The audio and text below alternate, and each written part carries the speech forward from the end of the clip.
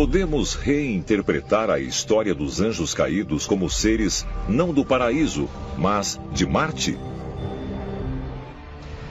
Podemos imaginar que a vida na Terra começou em Marte, então, de certo modo, somos todos marcianos ou descendentes. A vida na Terra semeada por Marte? Podemos, de fato, ser marcianos, direcionado e orquestrado por humanoides que existiram no planeta vermelho, encontrados nos textos apócrifos da Bíblia hebraica, representados como anjos caídos. Sabemos de lendas antigas, por meio dos livros de Enoque, que havia um grupo de anjos que desceram até a Terra, violando a lei divina. Eles introduziram à humanidade modos, meios, conhecimentos que entendemos hoje como ciência e tecnologia. Esses anjos tinham forma humana. Eram chamados em hebreu Ishim, que significa homens. A aparência deles era igual à nossa. Os anjos caídos eram gigantes. Tinham pelo menos 3 metros de altura e eram muito impressionantes. Por mais de 100 anos, mitologistas têm considerado a ideia de que os anjos caídos vieram de Marte para a Terra. Mesmo Dante descreveu isso em seu Paradiso. Chamou isso do 5º nível do paraíso. É possível que os anjos caídos vieram para a Terra de Marte? A Bíblia nos diz que somos feitos à imagem e semelhança de Deus. O que isso significa? Quer dizer que fomos feitos fisicamente segundo a imagem de alguém? E, portanto, a questão de se descendemos dos macacos e das outras criaturas neste planeta, ou se realmente fomos criados e uma intervenção alienígena ocorreu e somos o resultado dela. Na minha opinião, os extraterrestres, por meio de mutação artificial, criaram a inteligência humana. Então os extraterrestres desapareceram. E alguns dos nossos ancestrais fizeram de novo seres parecidos com macacos. E isso foi, na mitologia, o pecado original. Então, eles voltaram de novo, os deuses. Perceberam o que aconteceu e decidiram destruir toda a raça com um grande dilúvio. E reiniciar o experimento de novo com Noé, como sabemos pela mitologia. Tudo isso é texto, foi assim que aconteceu. Parece que os extraterrestres vieram, usaram os grandes macacos, outros hominídeos antigos, e criaram o que seria o homem de Neandertal, ou o Homo erectus, alguém similar a nós. E depois refinaram esse hominídeo até chegarem ao Homo sapiens. E aí, os outros hominídeos antigos foram destruídos. Estamos acostumados a ver os anjos descritos como seres alados na Bíblia. Basicamente, as asas indicam que eles podem voar. Nós acreditamos em anjos. E os nativos americanos falam do povo das estrelas. E os egípcios falam de deuses que descem à terra. Eu acredito que esta seja a base, seja a plataforma das práticas religiosas na Terra. Eu acredito nisso. O conceito de anjo, como conhecemos, vem diretamente da tradição greco-romana.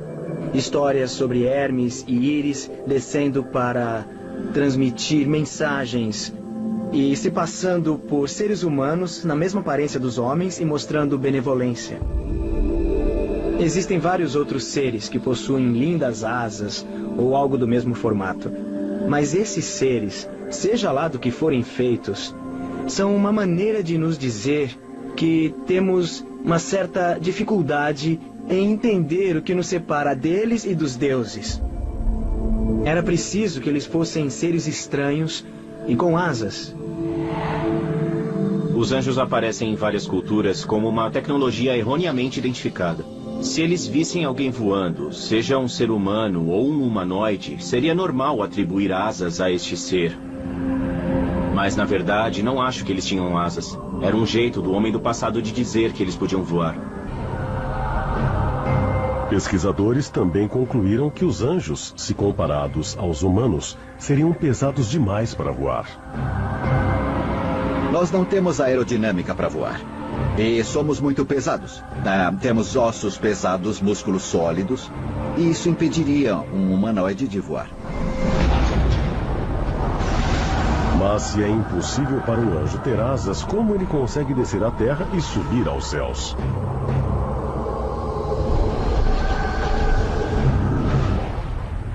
Não existe nenhuma descrição de anjos voando como super-homem, mas subindo na vertical em direção aos céus.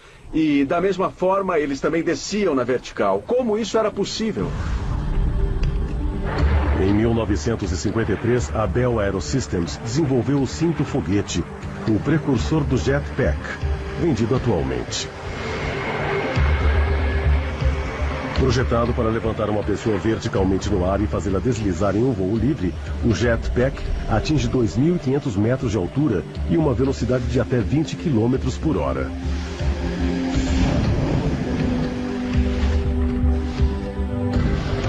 Analisando um jetpack moderno, o usuário sobe e desce em uma posição vertical. Agora imagine nossos ancestrais vendo uma cena dessas. Como eles reagiriam? Obviamente, diriam: nossa, isso só pode ser uma criatura divina. Essa criatura é algum tipo de Deus, porque tem a capacidade de voar. São como pássaros e nem mesmo o céu é o limite para eles.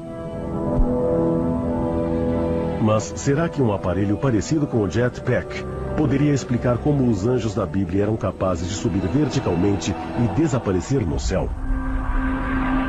Teriam eles outros métodos de voo que nossos ancestrais desconheciam? Ezequiel fala de uma carruagem voadora. O Antigo Testamento fala de uma coluna de nuvem de dia e uma coluna de fogo à noite. É claro que se trata de máquinas físicas que os anjos usavam.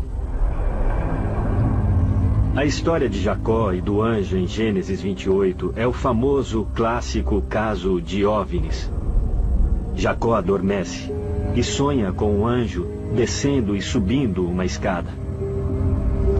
E essa escada vem do céu. Imagine a porta de uma espaçonave abrindo e uma rampa saindo dela. Parece bastante uma escada. Então, é possível que essa passagem da Bíblia nada mais seja do que um mecanismo tecnológico descrito como uma escada. Nossos ancestrais tentaram explicar uma tecnologia alienígena, sugerindo que um visitante de outro planeta era um visitante do céu com asas de pássaro? Se a resposta for sim, as implicações são profundas e potencialmente perturbadoras. Pois, se anjos forem mesmo visitantes de outros planetas, qual é sua missão? Estariam eles apenas nos vigiando? Ou talvez exista um propósito mais sinistro? O livro do Gênesis da Bíblia fala de como algo que não era humano, talvez angelical, talvez extraterrestre, viu as lindas virgens dos humanos fazendo híbridos, e disso surgiram os híbridos conhecidos como os gigantes Néfilins. Alguma outra coisa com grande inteligência deve tê-los feito para que viessem trabalhar neste planeta. Outros sugerem que a verdade é ainda mais incrível. Mas há um movimento para ir bem mais longe na fusão de biologia com tecnologia chamado de transhumanismo.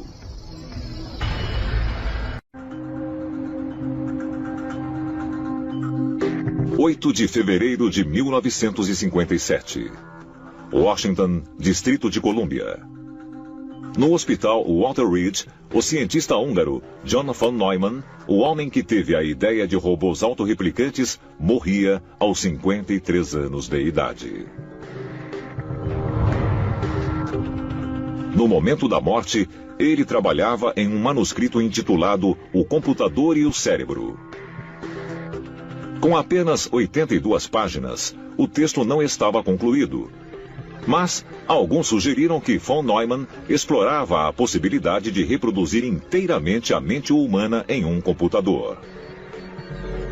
Para os transhumanistas, isso abre a porta para o que muitos consideram uma das inovações mais radicais: a transferência mental.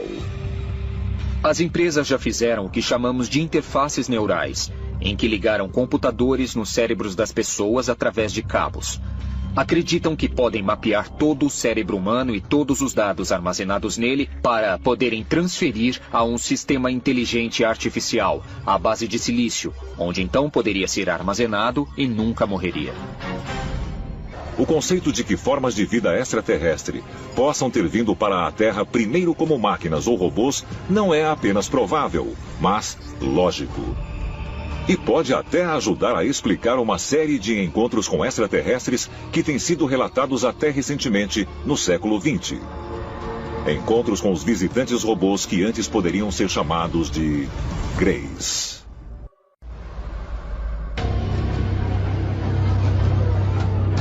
A evolução humana neste planeta tem sido um experimento total e completo por parte dos extraterrestres. Inteligências estão clonando, misturando e combinando. A Terra pode muito bem ser uma fazenda. Simples assim. Fomos geneticamente alterados, mesclados, abduzidos, levados e trazidos de volta. Podemos ser um grande laboratório de trabalho experimental no universo. A própria NASA disse que formas de vida alienígenas serão descobertas em 20 anos. Acho que vamos ver que criaturas de outros planetas se parecem muito conosco.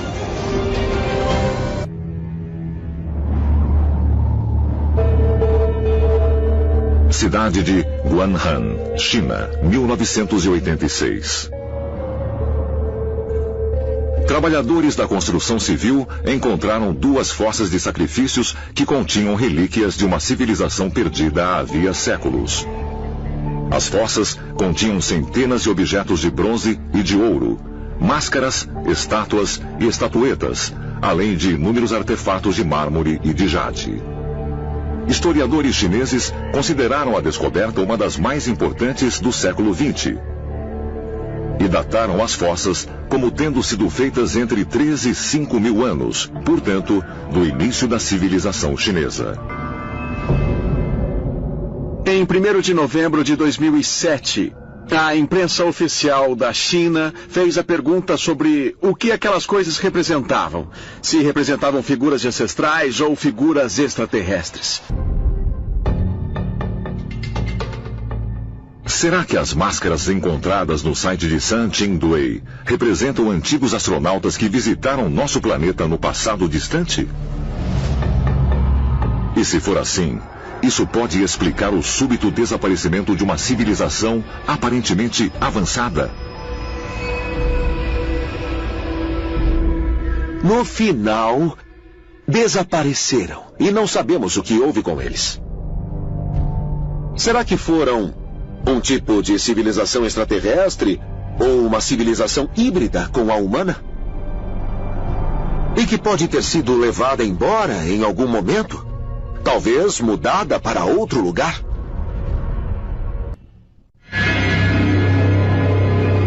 A sudeste do Oceano Pacífico, Rapa Nui, ou Ilha de Páscoa, como se tornou conhecida, é um dos lugares mais isolados do planeta.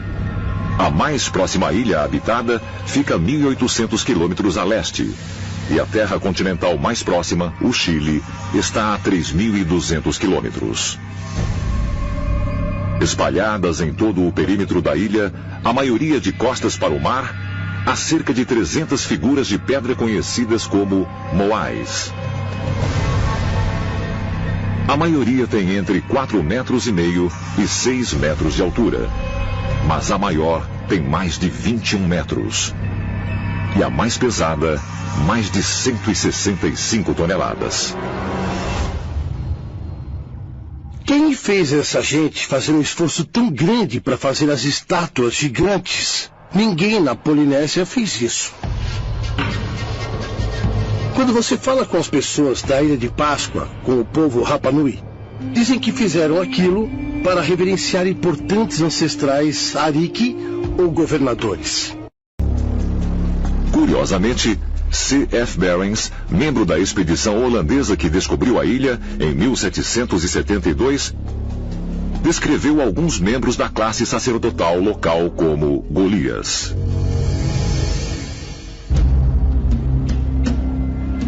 C.F. Barings reportou ter visto gigantes. Disse que alguém tinha ido até o barco dele e que media mais de 4 metros. Ele deu muita importância aos gigantes que viu na ilha. Quando os primeiros exploradores chegaram à Ilha de Páscoa, encontraram 2 tipos de pessoas. Gente de orelhas curtas e de orelhas longas. E quem tinha orelhas longas era descrito como gigante. E eram de uma raça diferente dos de orelhas curtas. Essa raça tinha longas orelhas e lóbulos. E eram de classe sacerdotal. Eles dirigiam a criação e a movimentação das estátuas pela ilha. Francis Mazière, um etnólogo francês que fez uma pesquisa na ilha em 1963, registrou lendas locais de que os primeiros homens a habitar a ilha tinham enorme estatura. No livro Mistério da Ilha de Páscoa, Francis Mazière diz que os primeiros habitantes da Ilha de Páscoa eram presumivelmente muito altos, pessoas gigantes. A ilha chegou a ter 15 mil habitantes antes de ser descoberta. Mas apenas 52 anos depois, o explorador James Cook relatou um cenário de grande devastação em que quase todos os moais foram tombados e só restaram 700 habitantes na ilha. Parece que alguma coisa aconteceu na Ilha de Páscoa que diminuiu a população drasticamente. E parece que muita gente morreu ou foi embora. Algo deve realmente ter acontecido. Arqueólogos acharam moais inacabados em uma pedreira e ferramentas espalhadas no entorno, como se o trabalho tivesse sido abandonado de repente. Não sabemos por que teriam parado o trabalho, nem o que aconteceu exatamente com a classe sacerdotal de gigantes, que supervisionava todo o trabalho. De repente, essa gente desapareceu e o trabalho parou. A explicação recorrente sobre a Ilha de Páscoa é que aquilo era um experimento genético em que não-humanos usavam ilhas ou montanhas ou penínsulas para que não houvesse interferências, para que nada contaminasse seu experimento. Talvez por isso todos foram transferidos.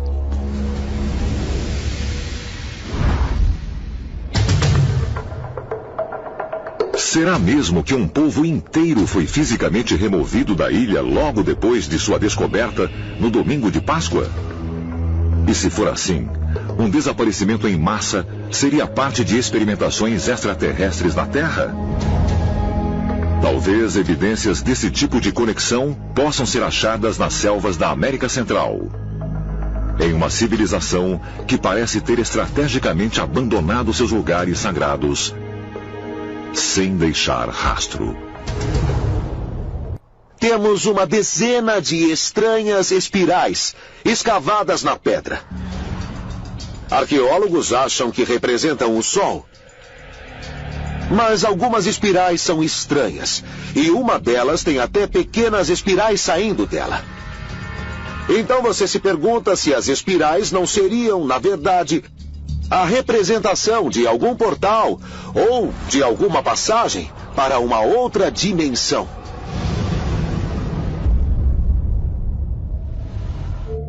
Há quem creia que elas representam portais para o ponto de origem deles. Acho que, no mínimo, existe a possibilidade de haver uma ligação entre o alinhamento de certos eventos celestes e a abertura e fechamento desses portais. Será possível que os próprios Anasazi desapareceram em massa deste local e foram para outra dimensão?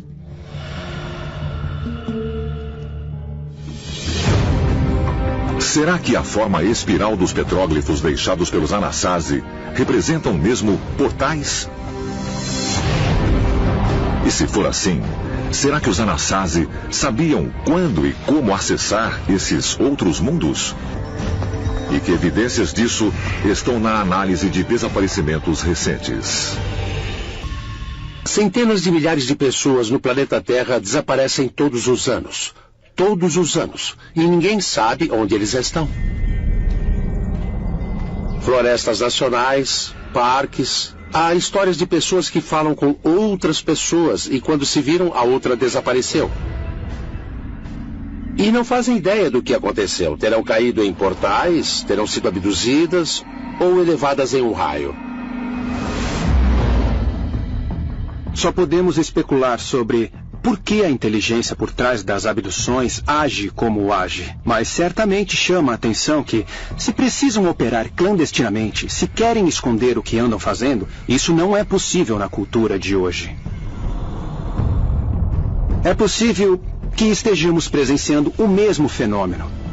Mas o significado mudou com o tempo. Há muito tempo, culturas desapareciam e agora, por alguma razão, o mesmo acontece, mas em escala muito menor.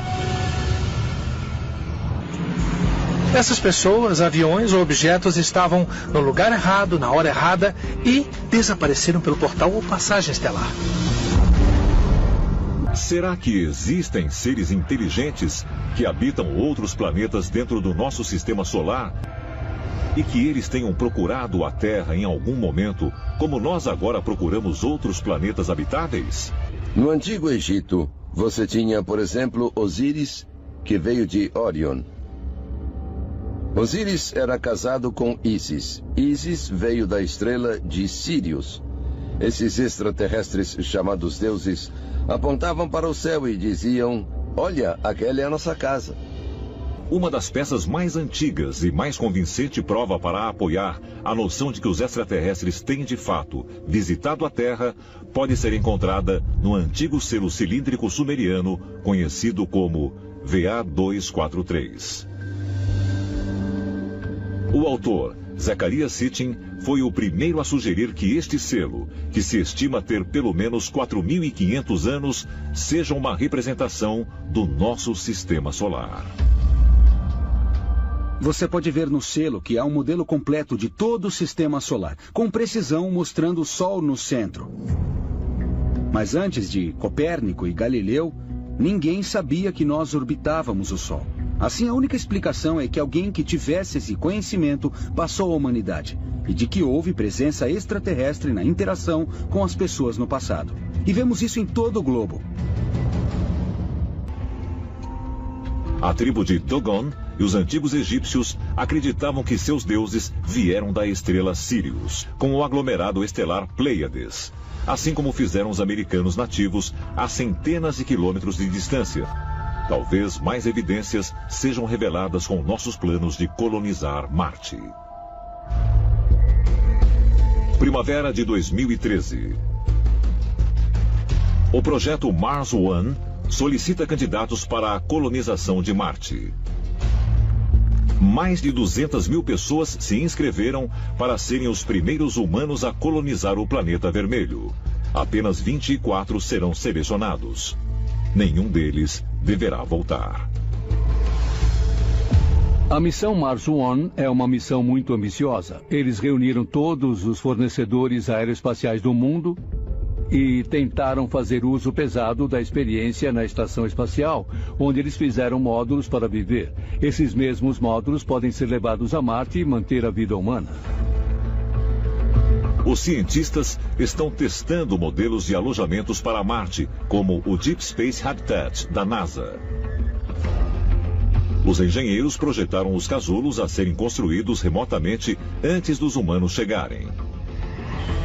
Uma vez construídos, os habitats fornecerão oxigênio e água e minimizarão os efeitos nocivos da radiação atmosférica para os seres humanos. Mesmo essas façanhas de engenharia não vão permitir que os seres humanos vivam em Marte por longos períodos de tempo. Temos tentado experiências de como criar um ambiente de sobrevivência em um casulo e parece ser muito difícil conseguir para um período de tempo muito longo. E se queremos habitação a longo prazo em Marte e a colonização de Marte, pessoalmente eu voto em terraformação.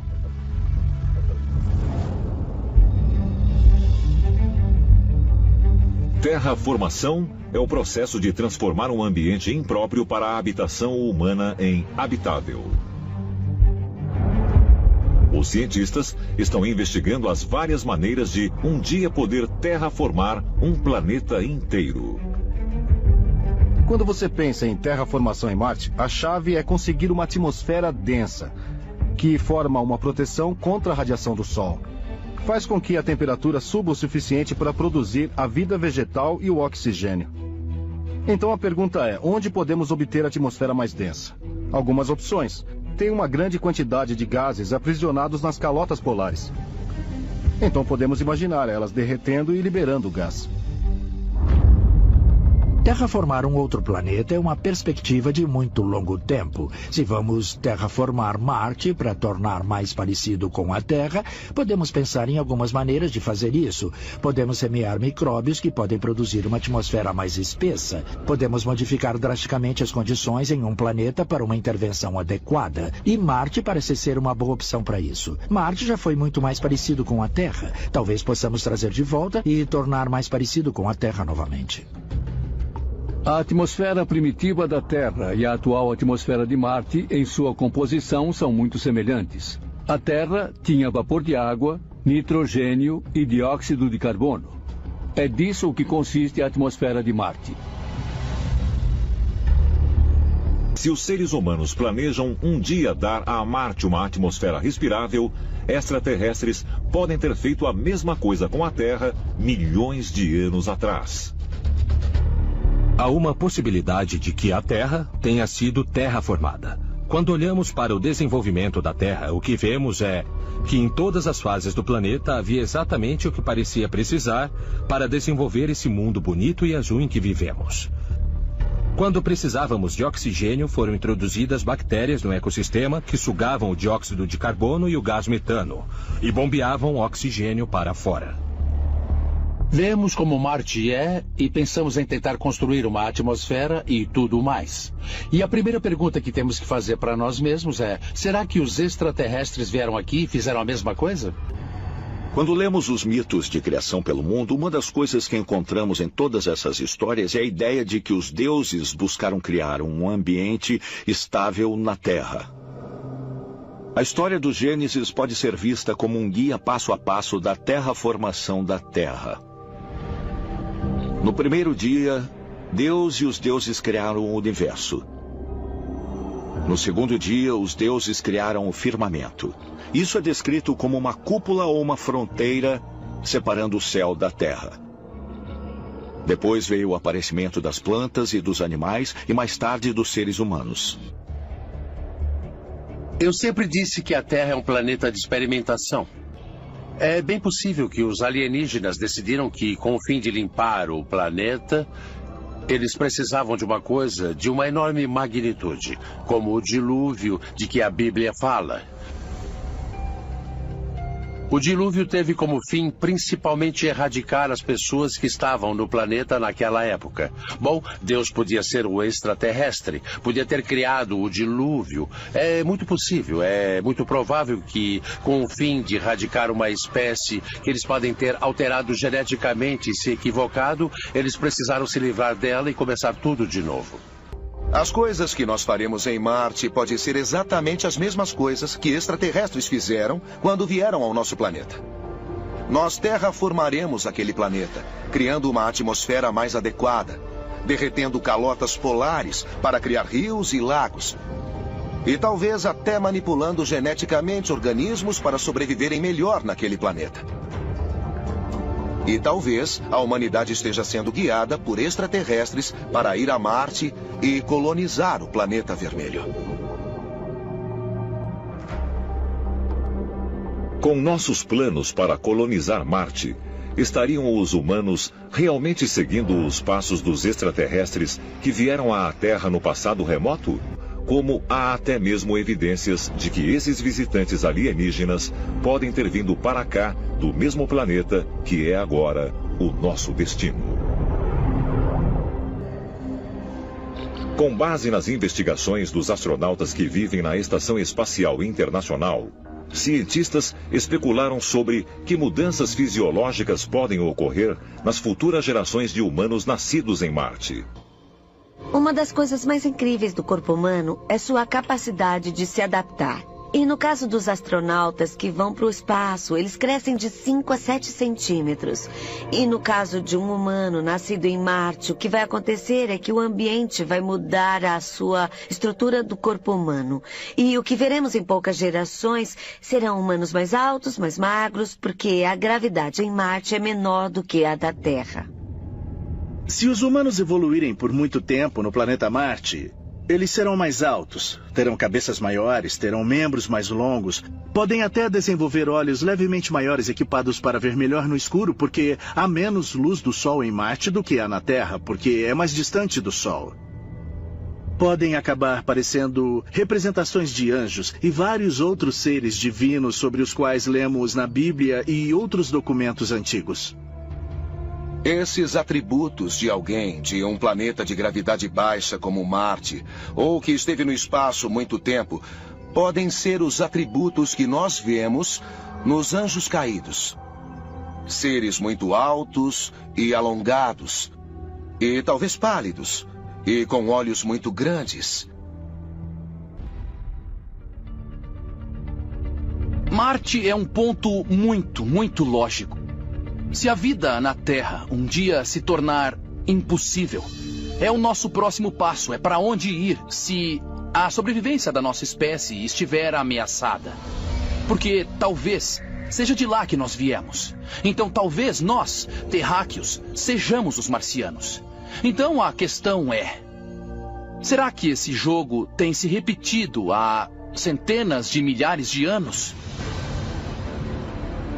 É possível que a colonização de Marte seja a chave para a nossa sobrevivência como espécie? E nesse caso, já estivemos perto desse precipício antes? Pode ter havido uma presença humana em Marte milhares de anos atrás? Talvez iremos descobrir a verdade sobre nossos ancestrais alienígenas quando nos tornarmos os extraterrestres em Marte. De fato, Jesus disse: "A casa do meu pai tem muitas moradas." E se isso for apenas uma metáfora que sugere que as casas do universo são um conjunto de espécies diferentes, que o universo é fértil em vida e todos pertencemos a isso? Eu cresci ouvindo a minha avó falando sobre alienígenas, sobre Atlântida e todos esses pontos de vista alternativos da história. Essa era a conversa na hora do jantar na minha casa. Isso significa que a criação é ainda mais magnífica do que nos disseram. Porque o divino está permeado através de todo o universo, não só no planeta Terra. Eu acho que é possível que alienígenas antigos tenham visitado o nosso planeta, porque para nós céticos tudo mudou. Por exemplo, nos últimos 12 anos nós olhamos o pequeno caminho do nosso sistema galáctico e até agora encontramos 3.000 planetas. Quando extrapolamos essa possibilidade por todo o sistema galáctico, é estimado que deva haver bilhões de planetas só em nossa galáxia. Então as chances de encontrar vida são extremamente altas. Mas tenho que dizer uma coisa. Se nós podemos ir até lá, por que eles não podem vir até aqui? Precisamos estar abertos para essa possibilidade que a vida neste planeta foi ligada a seres extraterrestres. Será que extraterrestres realmente têm vindo à Terra e abduzido grandes grupos de pessoas ao longo da história? E se for assim, será que extraterrestres estão conduzindo experimentos para melhorar a raça humana? Preparando-nos para sermos parte de uma comunidade intergaláctica? Um dia, seremos reunidos a nossos ancestrais alienígenas. Mas talvez, para alguns de nós, essa reunião já tenha acontecido.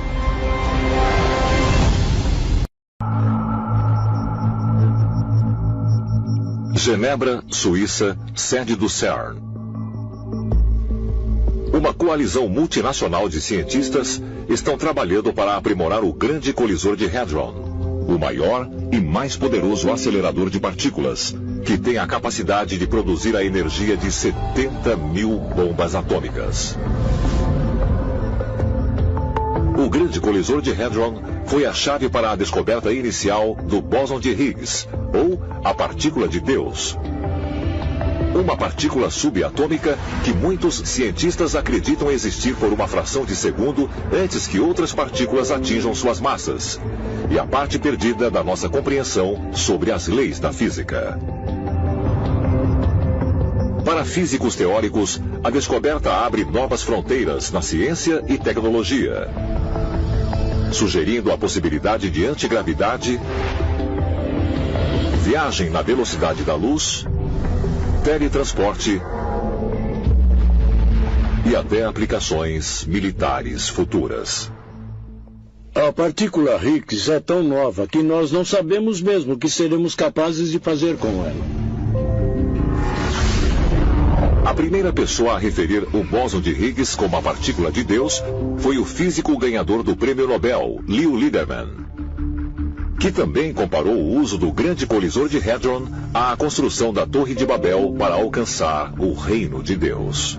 A busca pela partícula de Deus e pela criação destas incríveis partículas aceleradoras, tal como aquela no CERN, é realmente a recriação da Torre de Babel.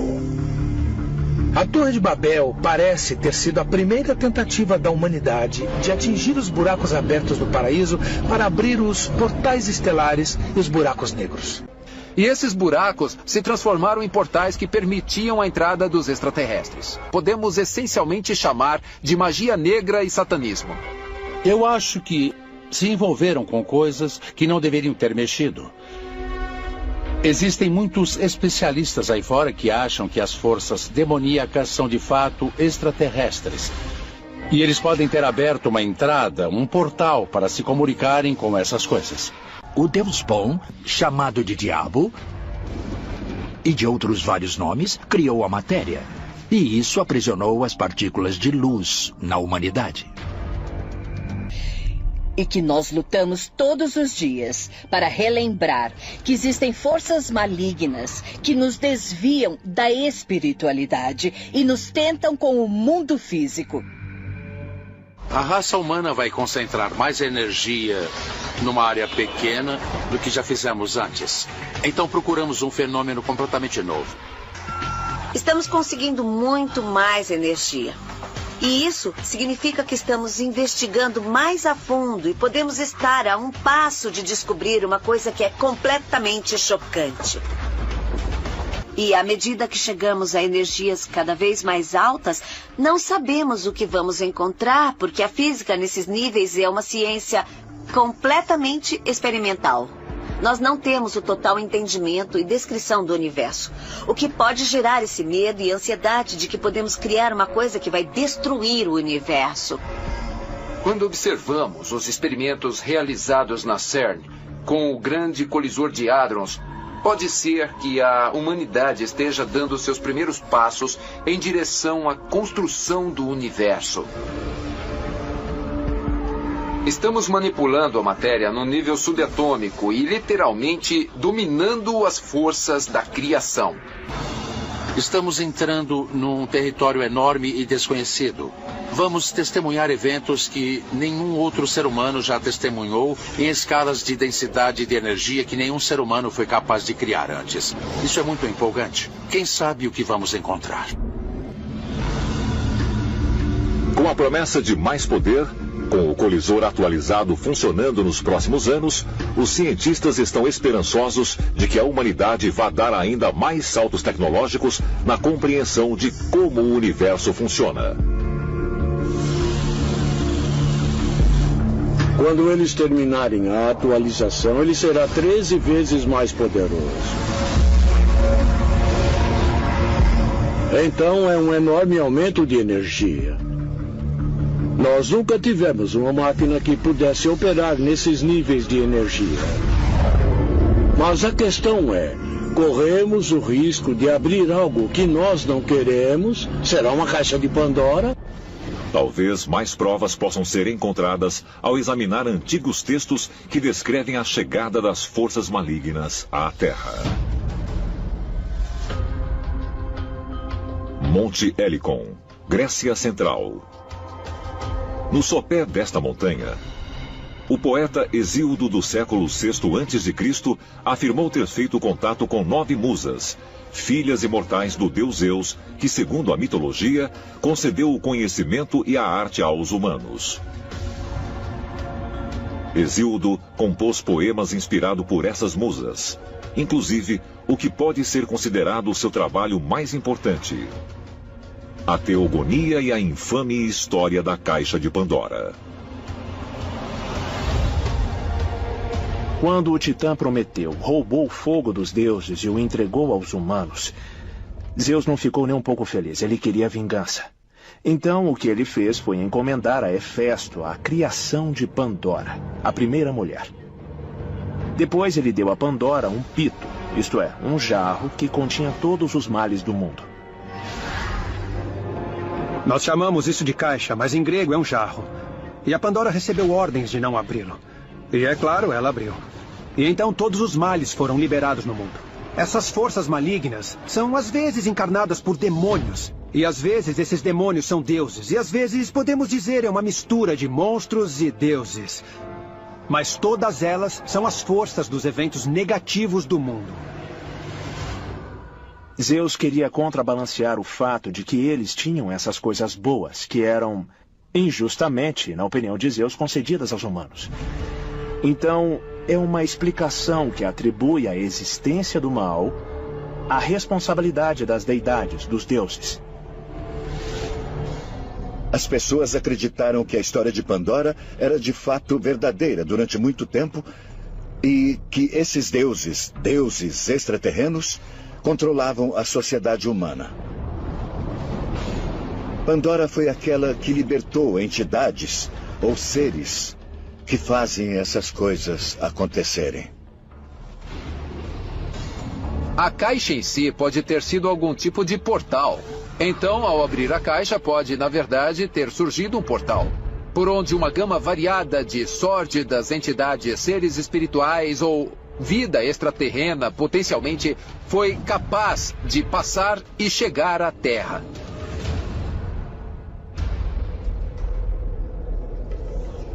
É possível que a história da Caixa de Pandora seja o relato da liberação dos seres negativos na Terra pelos extraterrestres que se infiltraram em nosso mundo?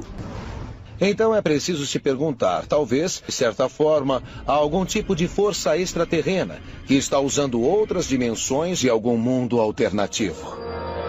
Mas tem a capacidade de atravessar portais e entrar no nosso mundo para nos influenciar. É possível que as histórias da Caixa de Pandora sejam, na verdade, relatos de extraterrestres liberando intencionalmente forças malignas sobre a humanidade? Se a resposta for afirmativa, isso pode ser evidência de que entidades alienígenas existem e querem a destruição do homem? De acordo com as histórias bíblicas, o Apocalipse de João ou o Livro de Revelações, se pudesse enxergar além deste mundo o que realmente está acontecendo no Reino Celestial, então você poderia enxergar que existem forças atuantes e que o que estamos vendo na Terra é apenas a manifestação física de uma batalha sobrenatural que está em andamento. Eu acho que quando você estuda todas as evidências, as guerras, o sofrimento, tudo isso foi realizado por grandes entidades extraterrenas. Eram chamados de deuses na Mesopotâmia e também no Egito. E depois isso se transformou em anjos e forças de Satã. Hoje nós os chamamos de extraterrestres, mas é de fato a mesma coisa. Deus é claramente uma entidade que não é desta terra. E por definição, um extraterrestre. De onde é que ele vem? Nós precisamos reconhecer que quando os antigos estão falando de Deus, não há outro termo que nós possamos usar para descrever essas experiências, a não ser como extraterrestre. Quando você olha para a história da Torre de Babel, é essencialmente uma história da humanidade desenvolvendo tecnologia e sendo como os deuses, sendo como nossos criadores extraterrestres. E, portanto, a humanidade estava, de algum jeito, prestes a alcançar um nível tecnológico. De outra literatura que nós temos, paralela à Bíblia, uma história muito mais profunda é contada. De acordo com esta antiga fonte, esta antiga tecnologia que eles descobriram era para alcançar o paraíso. A palavra Babel significa portal para Deus, um portal estelar, uma escada, uma torre e uma escadaria que alcançava o paraíso. E então, quando Deus viu que a humanidade estava construindo um portal estelar, isso foi demais. Bem, o que aconteceu depois? A força deve ser observada. Eles observaram, eles falaram um para o outro. Nós temos que descer para a terra para disparar um golpe sobre os construtores da torre. Mas que tipo de golpe? O texto bíblico é claro. Eles tocaram as mentes das pessoas e corromperam seu espírito de união. A história da Torre de Babel realmente tem a ver com uma decisão que os assim chamados deuses tomaram. Os seres humanos não deveriam apenas falar línguas diferentes, mas deveriam também lutar um contra o outro. É possível que seres de outros planetas estiveram cuidadosamente observando os avanços dos humanos e que intervieram, criando obstáculos como uma maneira de manter a humanidade longe de obter tecnologias poderosas? As coisas que são chamadas de Deus, de um lado, e Satã, diabo e demônios do outro. Para mim, quando eu leio o Gênesis, é exatamente a ideia de uma visitação extraterrestre. Tenho certeza de que há um Deus, não há dúvida disso, que há um poder superior. Mas em algum ponto da história, extraterrestres vieram a este planeta, nos criaram, talvez até terraformaram o planeta para que fosse adaptável à vida. Quando lemos os mitos de criação pelo mundo, uma das coisas que encontramos em todas essas histórias é a ideia de que os deuses buscaram criar um ambiente estável na Terra. A história do Gênesis pode ser vista como um guia passo a passo da terraformação da Terra. No primeiro dia, Deus e os deuses criaram o universo. No segundo dia, os deuses criaram o firmamento. Isso é descrito como uma cúpula ou uma fronteira separando o céu da terra. Depois veio o aparecimento das plantas e dos animais e mais tarde dos seres humanos. Eu sempre disse que a Terra é um planeta de experimentação. É bem possível que os alienígenas decidiram que, com o fim de limpar o planeta, eles precisavam de uma coisa de uma enorme magnitude, como o dilúvio de que a Bíblia fala. O dilúvio teve como fim principalmente erradicar as pessoas que estavam no planeta naquela época. Bom, Deus podia ser o extraterrestre, podia ter criado o dilúvio. É muito possível, é muito provável que, com o fim de erradicar uma espécie que eles podem ter alterado geneticamente e se equivocado, eles precisaram se livrar dela e começar tudo de novo. A maioria dos humanos na Terra e no decorrer da história acreditam que seres sobrenaturais são na realidade agentes. Eles estão fazendo essas coisas neste mundo, ou diretamente para nós, ou indiretamente. E, além disso, eles também estão enfrentando uma batalha ou uma luta e usando nós humanos como agentes, como procuradores, se assim podemos dizer, para lutar nesta batalha. Quando pensamos nesta luta entre a luz e as trevas, trata-se do cenário do fim dos tempos da profecia cristã, que no fim dos tempos nós veremos uma batalha final entre os filhos da luz e os filhos das trevas, com a humanidade sendo as espadas nesta peleja.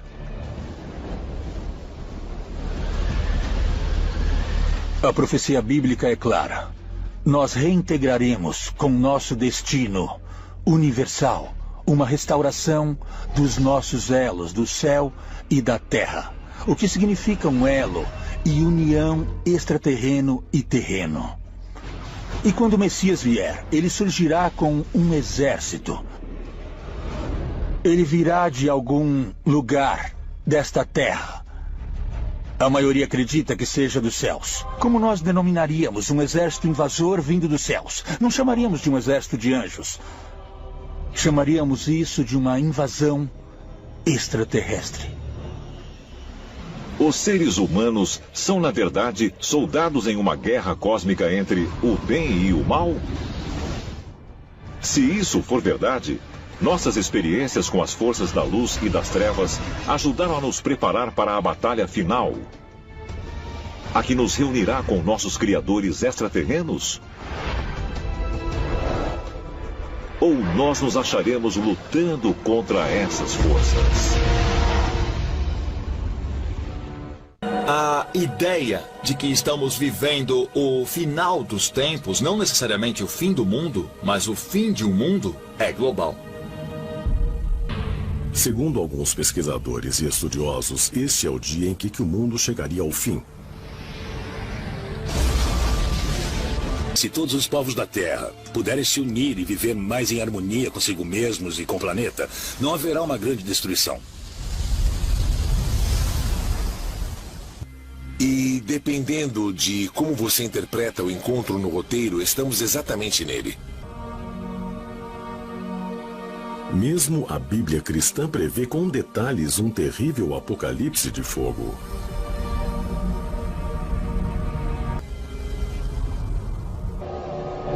Existem muitas histórias como essa para alguém simplesmente descartá-las dizendo: peraí, todas essas histórias são inventadas. Eu pessoalmente acho que muitas histórias são falsas, porque as pessoas querem atenção, elas querem ser ouvidas. Mas ao mesmo tempo, sugerir que todas essas histórias sejam uma farsa é demais. Megido, Israel. Localizada a 18 quilômetros de Nazaré, essa antiga cidade é mencionada inúmeras vezes na Bíblia. Mais notavelmente no livro profético do Apocalipse.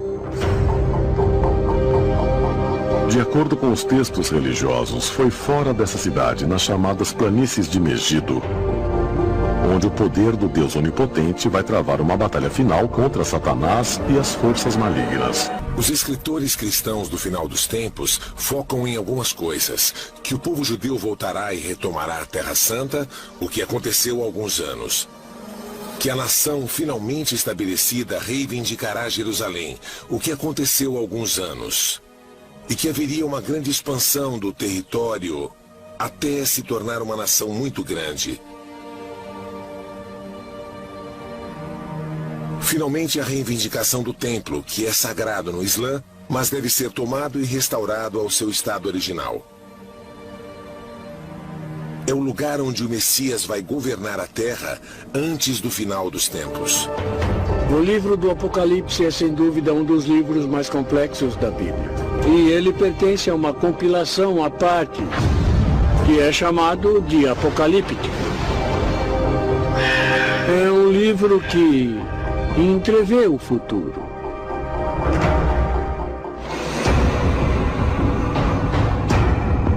Ali há uma batalha que será travada em um vale em Israel, que se chama Megido, ou Har Megido. Portanto, Armagedon conforme o termo. O próprio Satanás reunirá os exércitos do mundo em Megido para lutar contra Jesus Cristo. Satanás assume uma aparência mais física. Usa diversas tecnologias para escravizar cada vez mais a humanidade. E, por fim, eles se transformam basicamente em uma força geopolítica, essencialmente um ditador do mundo todo. O livro do Apocalipse descreve ainda que essa batalha será travada no céu e na terra. Os anjos vão descer do céu. Os demônios vão se espalhar por toda a terra para fazer uma destruição com espadas de fogo. E o Deus Todo-Poderoso vai fazer cair a devastação sobre a terra. O livro do Apocalipse é um documento bem assustador se o estudarmos e ficarmos pensando que essas coisas podem acontecer.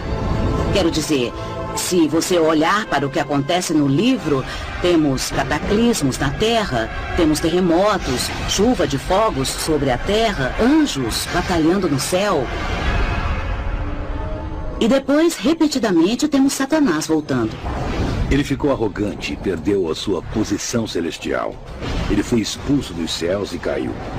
Satanás comanda um exército de demônios unidos em uma busca de vingança para destruir a humanidade. O Satanás é a fonte da tortura, da morte e da destruição.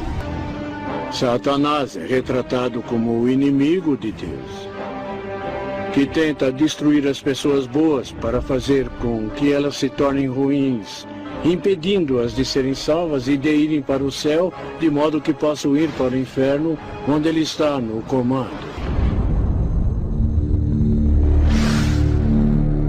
Mas será que essa profecia bíblica não é uma previsão do final do mundo de cataclismo e de guerra?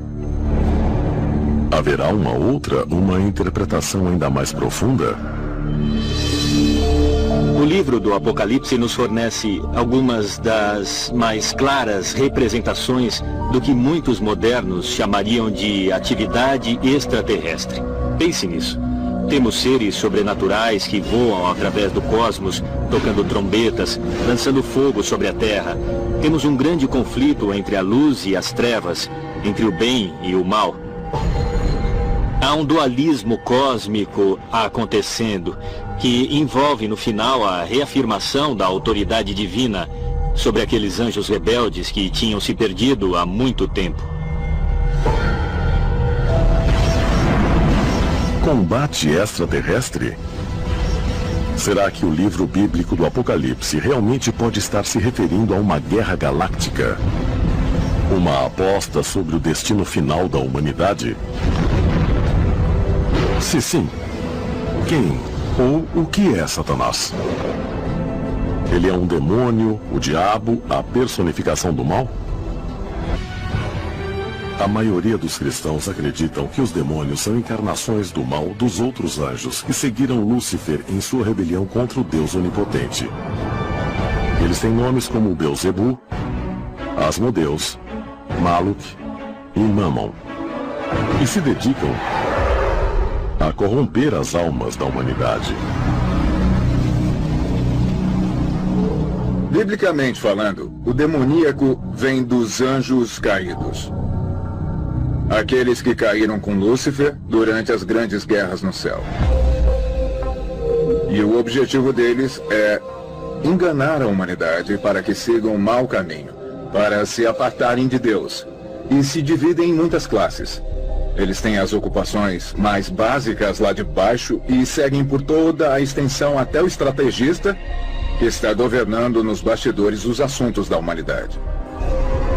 Essencialmente, dá para imaginar uma estrutura militar, com os generais, oficiais, agentes particulares. Há 9 níveis, que são anjos caídos de várias posições, os de baixo servindo os de cima e, por fim, obedecendo Satanás. Por definição, anjos são de outro mundo. Anjos são extraterrestres, não são deste planeta. Assim, por definição, ETs e anjos são a mesma coisa. Nossa concepção moderna de ET mudou, mas há milhares e milhares de anos, quando os anjos viviam entre nós, nossos ancestrais não os chamavam de ETs, eles os chamavam de anjos e sabiam que não eram deste mundo, não eram deste planeta. Anjos. De acordo com uma pesquisa realizada em 2010, Quase 70% dos americanos acreditam em anjos. Mas o que são eles? Enviados alados de Deus, como descritos na Bíblia? Existem sorridentes querubins nos observando em nuvens ao sabor do vento? Ou seria algo muito, muito maior? O conceito do que é um anjo, obviamente, é bem conhecido, ainda mais na cultura americana. E também existe nas culturas latina, grega e babilônica. Mas haveria uma origem alienígena ou extraterrestre para as histórias bíblicas do julgamento final? Há alguns milhares de anos, os extraterrestres vieram e criaram a primeira humanidade por uma mutação artificial. E é claro, um dia eles voltarão. E claro, o julgamento será em função do que eles esperavam que fizéssemos. E os que entenderem o que aconteceu no passado não ficaram chocados, porque sabiam e esperavam desde sempre o que vai acontecer. Na minha cabeça, será quando os extraterrestres genuinamente retornarão ao nosso planeta e se anunciarão, e nessa altura, os humanos que atingiram a iluminação se juntarão a seus irmãos, os extraterrestres, os antigos astronautas que nos criaram, e todos voltaremos às estrelas. Se ha revelado un video extraordinario en donde se observa con enorme claridad la presencia de lo que podemos considerar como una aparición divina en el cielo de Ucrania. Observe con cuidado esa enigmática grabación.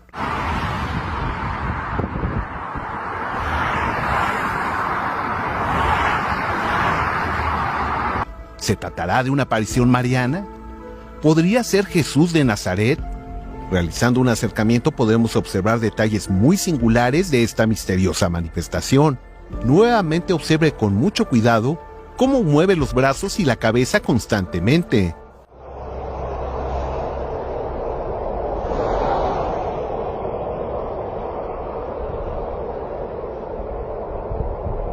También quedó de relieve el halo de energía que lo rodea. Sobre un cuadro de video congelado, el arquitecto Josué Hernández aplicó inteligencia artificial para poder apreciar con mejor detalle sus características. Auxiliado de esta herramienta, pudo destacar algunos puntos como es la larga túnica que le cubre de cabeza a pies, y asimismo los pliegues en la misma. Resulta muy significativo que esta manifestación se haya dado en Ucrania, la zona del mundo que en este momento está viviendo uno de sus momentos cruciales en el desarrollo de la guerra. ¿Será entonces esto un presagio? ¿Un mensaje de esperanza? Lo cierto es que resulta uno de los avistamientos de entidades divinas más importantes de los últimos tiempos. De hecho, un suceso de características muy similares fue reportado recientemente en México el 2 de septiembre del 2022 desde el Cerro de Locotito en la ciudad de Chilpancingo en Guerrero. En esta ocasión se pudo determinar en base a un profundo análisis del video, también con inteligencia artificial, que se trató de una aparición mariana. Auxiliados de esta tecnología avanzada, se logró definir que la posición del cuerpo, de las manos, así como los pliegues en la vestimenta, correspondían a la silueta de María. Otro antecedente muy importante de una de estas apariciones divinas fue registrada durante el transcurso del año 2014 en San Petersburgo, en Rusia. En aquella ocasión, un testigo registró claramente una extraña entidad que volaba en el cielo ataviado de una larga túnica de color negro que le cubría todo el cuerpo. El análisis permitió identificar una silueta muy similar a la de los monjes ortodoxos de este mismo país. Vorbei war, dann war ich irgendwann in der Dämmerung meiner Stadt allein, am Leben.